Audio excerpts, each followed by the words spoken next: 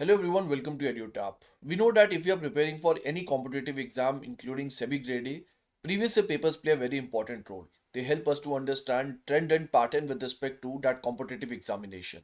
So, as a part of this video, we are going to discuss 2022 SEBI Grade A Phase 1 paper to question paper, right? And this is going to be the part 1 of this video where we are going to discuss questions related to company law, finance, and economics, right? And after that there will be the second part of this video also that is going to get uploaded very soon, where you are going to see questions related to costing, commerce and accountancy, and management as well, right? So this is going to be the agenda with respect to this video. Now before we move forward, just a small announcement. If you want to download free of cost complete guide with respect to SEBI grade A examination, so what you can do, you can go to the description box, click over the link, and you can download this free of cost guidebook, which will give you the holistic understanding regarding what SEBI grade examination is all about and different sort of things that you are looking for, right? Now let us begin and let us try to solve this 2022 question paper. So first of all, we are going to begin with finance part. After that, we are going to see company law, and later on, we are going to see the economics portion also. So now let us move on to the question number one. If the strike price is higher than the market price under call option, that one will be called as option A, at the money, option B, in the money, option C, out of the money, option D, advance money, and option E, none of the above. I would suggest you to pause the video and try to mark your answers. So if you talk about call option, right? If you talk about call option, the basic understanding is that regarding this, we have two important type of prices. The first is the strike price and the second is the market price, right? If you talk about the strike price, it is the price at which you buy a certain type of asset, right? And if you talk about the market price, it is nothing but the current market price of that asset, right? Now if you try to understand these scenarios, now I know that the confusion could be between first three options, right? If you talk about these options in context to the call option, so first of all, if you talk about at the money, right? At the money basically means when the strike price is equal to the market price, right? The second is basically in the money. In the money basically means when the market price is greater than the strike price. The third is out of the money, right? Out of the money. Out of the money in the scenario is the scenario when the strike price is higher than the market price, right? So in this scenario, basically, what is going to be the answer to this question? The question is saying that the strike price is higher than the market price. So yes, it is going to be out of the money. And that is why C is going to be the correct answer to this question, right? So I hope it is clear to you. Now let us move forward. Let us see the question number two. The question number two is the value of derivative. Option A increases, decreases. Option C remains constant. Option D fluctuates with the value of the underlying asset. And option E, none of the above. So this is a very easy question because the value of the derivative depends upon the underlying assets and the value of that asset keep on changing, right? It keeps on varying. So basically it can increase also and it can decrease also depending on the case to case basis. And that is why D is going to be the correct answer to this question. Right? Moving on to question number three. The RBI pays interest on the CRR balance to the banks at what? Option A, 2% above repo rate. Option B, repo rate. Option C, 2% below bank rate. Option D, bank rate.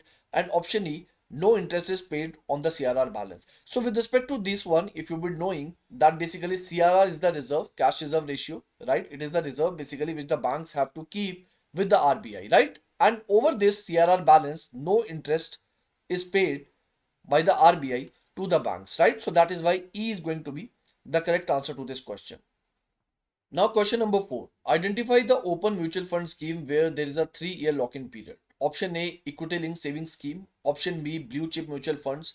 Option C, large cap mutual funds. Option D, small cap mutual funds. And option E, none of the above. So the correct answer to this question is going to be A option, which is ELSS, right? Which is equity linked savings scheme, which is a kind of mutual fund scheme, right? And as a part of it, what you can do, you can invest your money and out of it up to rupees 1.5 lakh is eligible for deduction from the taxable income, right, for that financial year. And yes, apart from that, there is also statutory lock-in period of 3 years for each SIP that you are doing as a part of it. So that is why A is going to be the correct answer to this question. Now question number 5. Which one of the following is not correctly matched? So RBI is the regulator of the monetary policy of India. SEBI is the regulator for capital market. IRDA is the regulator for insurance. AMFI for the mutual funds, and PFRDA regulator for pension sector, right? So as far as these options are concerned, basically D is going to be the correct answer, because basically this is the incorrect mismatch, right? Because we know that for the mutual fund, the regulator is basically the SEBI, right? Not AMFI. So that is why D is going to be the correct answer to this question. So moving on to question number 6. SEBI has unveiled a framework for making operational gold exchange which will facilitate trading of the yellow metal in the form of dash. Option A, exchange trade gold receipts. Option B, exchangeable gold receipts. Option C, equity gold receipts, and option D, electronic gold receipts. So the correct answer to this question is going to be the D option, right? Electronic gold receipts. And even if you are not able to mark it correctly, it is okay, because this is something that was a part of current affairs in the year 2022. तो इसीलिए question पूछा था. तो अभी के लिए अगर आपने करंट अफेयर में नहीं पढ़ा तो it's okay, right? It's not a big problem, but based on the current affairs of 2022, this was the question that was asked, and the answer to this question is going to be the D option, which is electronic gold receipts, that is there, which is related to the bullion market, right? Now question number 7. With respect to alternate investment fund, no scheme shall have more than dash angel investors. Option A 49, option B 75, option C 25, option D 10. Now, if you see the correct answer to this question based on these options that were given in the examination, the correct answer should be option A, which is 49. But let me tell you that basically the precise answer, as far as the present update is concerned, the precise answer is 200, right? This is the most accurate answer. But this is something that was not mentioned as a part of the options in the examination. So based on that, basically the best possible or the most appropriate answers among all these options was supposed to be option A, which is 49, right? Because earlier it was 49 and then later on it was increased to 200. So that is why A is going to be the correct answer to this question. So now we are done with the finance questions, and now let us move on to the next category of questions, which is basically related to the company law, right? So let us see one by one that what type of questions were asked in case of company law. So as per section 174 subsection 1 of the Company Act 2013, the quorum for meeting of the board of directors of a company shall be dash of the total strength or dash directors, whichever is higher. So what is going to be the answer to this question? So first of all, as you would be knowing that, what do we mean by quorum?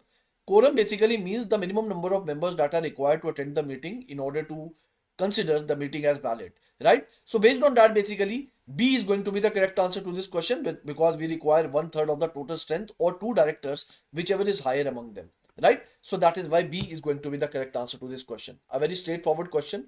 Now let us move on to question number 9. So the question number 9 is, auditor appointed at annual general meeting shall hold the office from the conclusion of the first AGM till the conclusion of dash. Option A 5th, option B 6th, option C 3rd, option D 4th, and option E none of the above. So basically we know that if we talk about the tenure of the auditor or the term of the auditor, it is of 5 years, right? And it is from first AGM till plus 5, that is 6th AGM, right? So that is why B is going to be the correct answer to this question. Now moving on to our next one, question number 10. Which of the following is the minimum qualification for a person to be appointed as the president of NCLT? So it is asking about what? The president of NCLT. So option A, judge of the High Court for 5 years. Option B, judge of the High Court for 10 years. Option C, judge of the High Court, judge of the District Court for 5 years. Option D, judge of the District Court for 10 years. And option E, none of the above. So the correct answer to this question is going to be judge of the High Court for 5 years, right? This is going to be the answer to this question. Now let me ask you a homework question also that you can write in the comment box. So tell me that what is the minimum qualification that is required for the appointment of members of NCLT, right? This is something that you have to tell me as a part of the comment box, right? So question is regarding the president of NCLT. You have to tell me regarding the members of NCLT in the comment box, right? So regarding this question number 10, A is going to be the correct answer to this question. Now question number 11. A company shall not at any time vary the terms of contract referred to in the prospectus or objects for which the prospectus was issued, except subject to the approval of or except subject to an authority given by the company in. So option A, general meeting by way of resolution. Option B, general meeting by way of ordinary resolution. So the first one is special resolution. The second is ordinary resolution. The third is board meeting by approval of board of directors. And the fourth is annual general meeting by approval of board of directors, right? So what is going to be the correct answer to this question? The correct answer to this question is going to be the A option, which is general meeting by way of special resolution. So special resolution is required for the company, right? If it want to vary the term of contract, right, that it has mentioned in the prospectus, right? So it is, if it wants to change it, the company requires special resolution from the shareholders, right? So this is a very strict provision. If the company wants to bring any kind of change with respect to the term of the contract as a part of the prospectus, right? So that is why A is going to be the correct answer to this question. Now question number 12. According to section 47 of the Company Act 2013, every member of a company limited by shares and holding equity shares therein shall have right to vote on every resolution placed before the company, and his voting right on a poll shall be in proportion to his share in the dash of the share capital of the company, right? तो किसके proportion में होगा? Of course the correct answer is going to be the B option. It is going to be in proportion of the share in the paid up share capital of the company. ठीक है, तो paid up share capital के context में होता है ये. So that is why B is going to be the correct answer to this question. Now moving on to question number 13th. If the company fails to distribute the declared dividends, then every director of the company, if he is knowingly a party to the default, shall be punishable with. So what shall be the punishment in this case if basically company fails to distribute the declared dividends with respect to the company? So in this case, basically option A is imprisonment, which may extend to 3 years, right? Then the option B is imprisonment, which may extend to 2 years, with fine which shall not be less than 2000 rupees. So right, so this is the imprisonment of 3 years, this is for 2 years, this is also 2 years, 3 years and 5 years.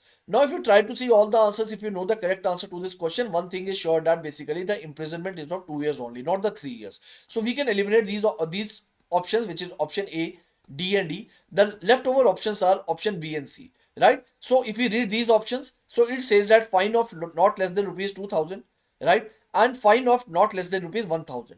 So 2000 होगा तो 1000 or 1000 होगा, so yes, it is going to be 1000, right? So 1000 for every day during which such default continues, and that is why C is going to be the correct answer to this question, right? So I would say pretty much factual. Either you know the answer, do not know the answer. There is no conceptual clarity required as a part of such type of questions, right? So very factual questions as a part of it.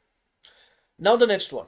According to the provisions of the Company Act, a company which has been in existence for dash financial years may contribute any amount directly or indirectly to any political party. So yes, a company existing of not less than 3 years, right? So 3 financial years shall be the term for which it has to be in existence, right? It has to be in existence if it wants to contribute any amount to any kind of political party. So that is why C is going to be the answer to this question, right? C is going to be the correct answer to this question.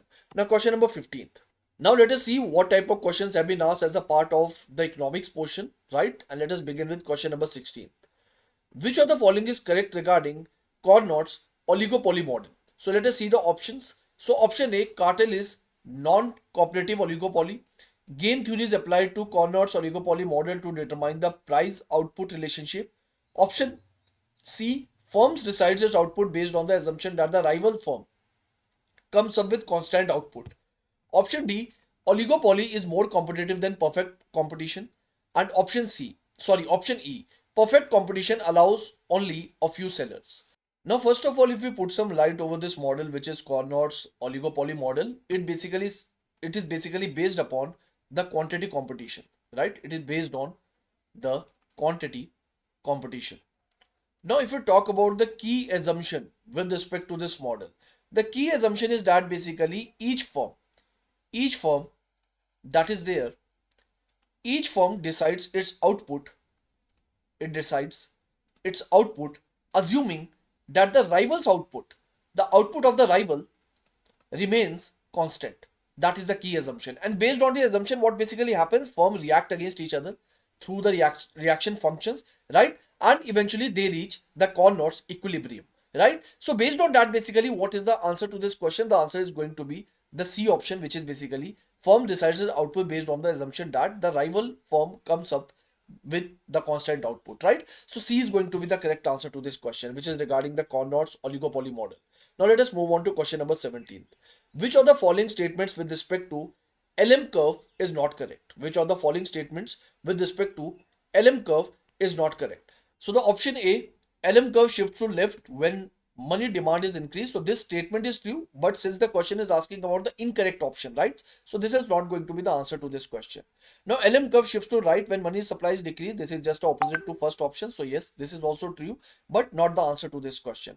Now high interest rate elasticity leads to steep LM curve, not the steep, but it shall be flat LM curve, right? So this is the incorrect statement, and this is going to be the answer to this question, because we know that high interest rate elasticity of money demand, right? When it is there, what basically happens in this case? In case of high interest rate elasticity, people are more responsive to interest rate changes, right? And because of this, what basically happens, the LM curve shifts flatter and not steep, right? But if this is a case of low interest rate, if it is a case of low interest rate, then yes, then at that time it is going to be steeper, right? Steep LM curve is going to be there. So that is why if you talk about this option, which is statement number 3, right? Statement number C. So this is the this statement is not true, and that is why it is going to be the answer to this question, right? So C is going to be the answer to this question number 18th. Now let us move on to question number 19th.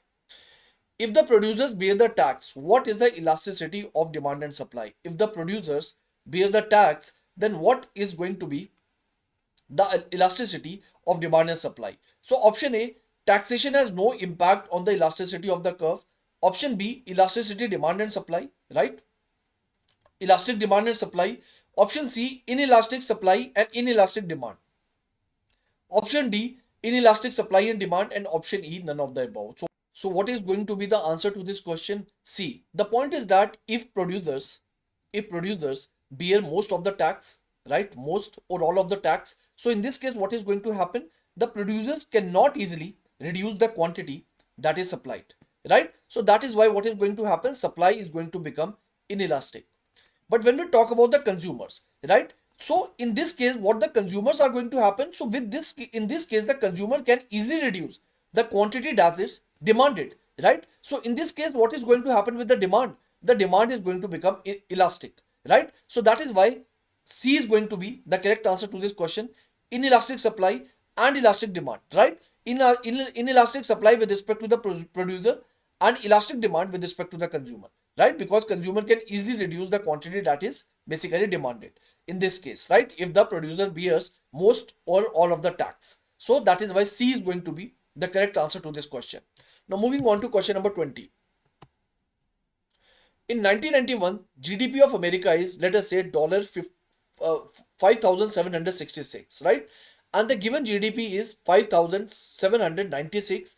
Then what are the possible reasons, right? So you can see it over here that if you talk about GNP, right? If you talk about GNP, in this case, GNP over here is higher than the GDP, right? In this case, GNP is basically higher than the GDP. Now, if you talk about GDP, we know that GDP is nothing, it is a total value of goods and services, right, produced within the country, right? And if you talk about GNP, GNP is basically GNP is basically equal to GDP plus net factory income from abroad, right? This is something, this is a very basic formula regarding GNP that we all know.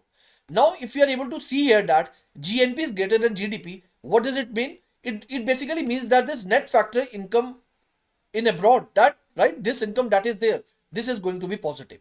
This is the most important interpretation that you can derive from it. So if you see the options over here, the option says net factor income, or you can say positive net factor income from abroad is added to GDP to get the GNP, right? Then the next option is negative net factor income from abroad is added to GDP to get GNP. तो negative तो नहीं है.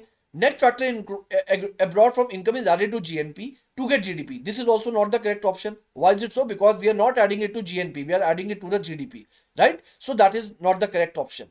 Then positive net factor income from abroad is added to GNP to GDP. ये भी गलत है, right? Because positive net factor income from abroad is not added to GNP, it is added to GDP to get the GNP. So based on that, A is going to be the correct answer to this question, right? As we have interpreted over here also, right? So this is the formula, and based on the question, we can see that since this is higher, it is higher because of what? It is higher because of the net factor income from abroad. So that is why A is going to be the correct answer to this question. Now let us move on to question number 21. If balance of payment is always balanced, what it means? So option A, current account surplus or deficit is balanced by the deficit or surplus of the capital account in the accounting term. So it is saying it gets balanced. Current account surplus or deficit is more than the deficit or surplus of the capital account in the accounting terms. It is more.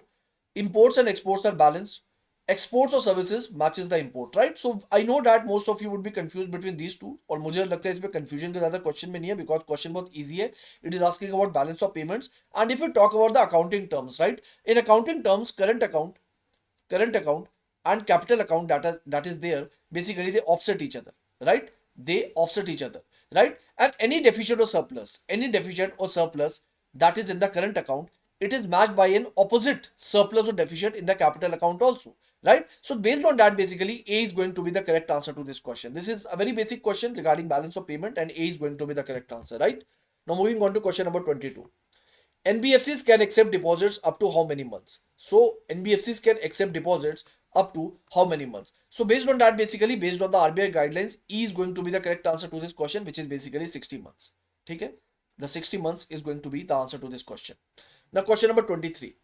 Which of the following is not the characteristic of NBFC? NBFCs cannot accept deposits from the NRIs. They need not maintain CRR SLR as prescribed by the RBI. Question is asking about which one? It is asking about not the characteristic. It is basically asking about the incorrect statement, right? The deposits taken by the NBFCs are secured by DICGC. NBFCs do not form part of the payment and settlement system. They cannot issue checks drawn on itself. So based on the options, basically C is going to be the correct answer to this question, because the deposits that are taken by NBFCs data, they are not secured by DICGC, which is Deposit Insurance Credit Guarantee Corporation, right? So this corporation that basically provides the deposit insurance with respect to banks, the same facility is not available in context to NBFCs, right? So that is why C is going to be the answer to this question, right? This is one of the subsidiaries of the banks, sorry, subsidiaries of the RBI, right? So now we are done with all the questions that were asked as a part of SEBI Grade A Phase 1, Paper 2, 2022 paper with respect to company law, economics and finance. Now part 2 of this video will be uploaded very soon, where we are going to discuss management, costing and commerce and accountancy, right? So now let me also tell you that how EduTap can help you as a part of your preparation. So you just have to go to a website which is basically edutap.in. Over here you can go to the courses section, then you can go to all courses section, right? And in this section you can see that what all courses that we provide regarding EPFO, RBI, NABAR, SEBI, IRDI, IFSCA, PFRDA, different set of courses are there. So you can go through these options, right? And you can see that what type of courses we provide: gold courses, silver courses, test series, also sort of things. The rest of the details can be available on our website. So thank you so much and all the best for your preparation.